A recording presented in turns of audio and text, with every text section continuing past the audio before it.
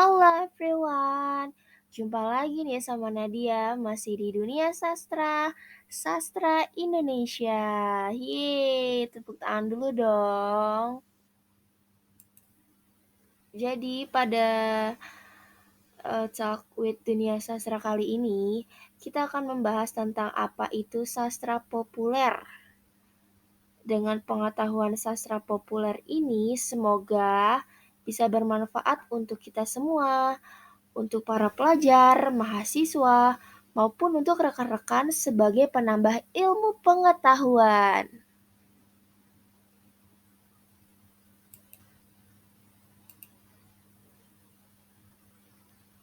Langsung aja yuk, kita akan bahas.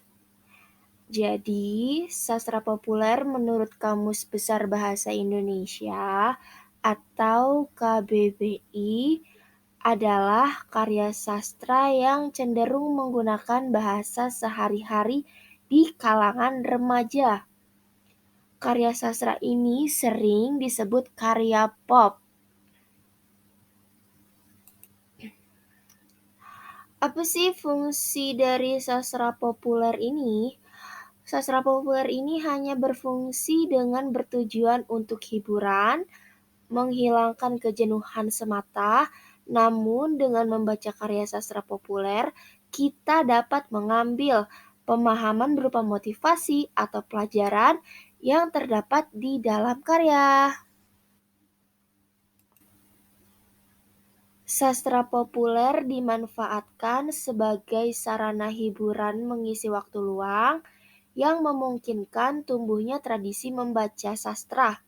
Dengan demikian, sastra populer sebenarnya mempunyai fungsi positif bagi pengembangan selera sastra.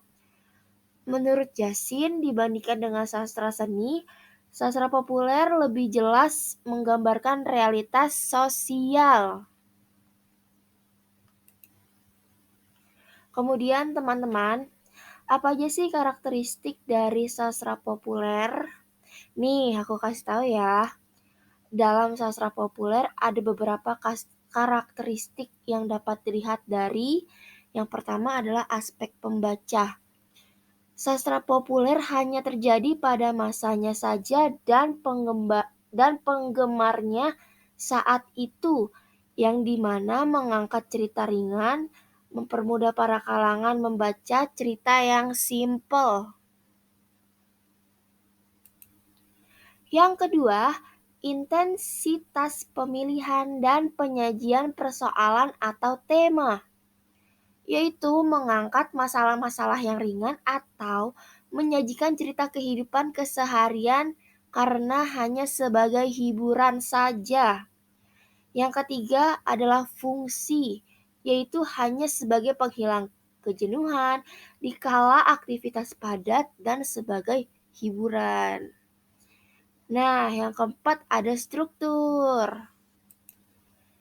yaitu yang terbentuk pada sastra populer atau sastra hiburan, menekankan pada plot yang menampilkan tokoh hanya dari segi emosi asli, dan sastra ini seolah memindahkan bahasa lisan menjadi bahasa tulis, sehingga bisa dibaca. Sifat sastra populer ini biasanya tergolong klise atau selalu diulang-ulang karena tujuannya mengabdi atau menuruti selera pembaca atau memenuhi target pasar komersil.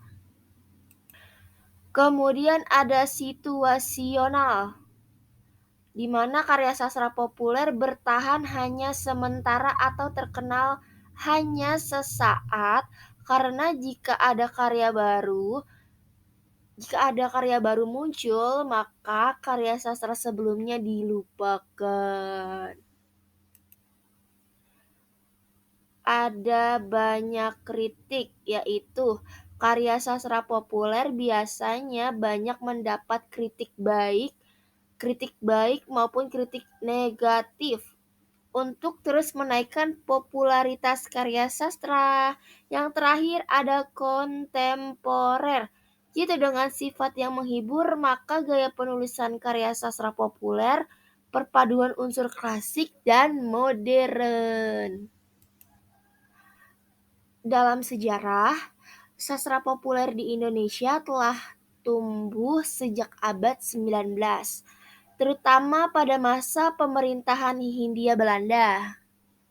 Sastra populer tidak dapat dilepaskan dari kebudayaan populer karena ia lahir dari semangat kebudayaan populer.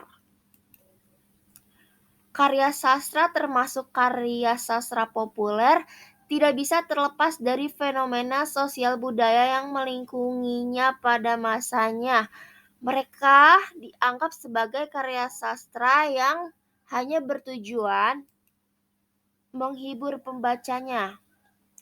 Karya sastra populer memberikan kontribusi yang cukup besar dalam kehidupan manusia. Memang karya sastra ini lahir dari masyarakat yang berbudaya rendah, bukan golongan ningrat, pejabat, ataupun bangsawan. Namun ia mampu menjadi alat bagi penulisnya untuk menyuarakan persoalan bangsa. Yang terakhir teman-teman, di sini ada contoh dari karya sastra populer dalam novel, yaitu misalnya dari novel Siti Nurbaya karya Marah Rusli, kemudian ada roman dari Hamka, yaitu Tenggelamnya Kapal Van der Wijk.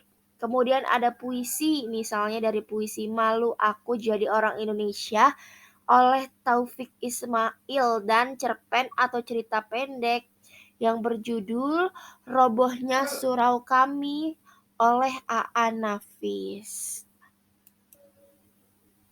Sekian teman-teman Talk with Dunia Sastra. Penjelasannya sudah sampai sini. Kurang lebihnya mohon maaf. Dan semoga dengan pengetahuan ini bermanfaat untuk kita semua. Thank you and enjoy.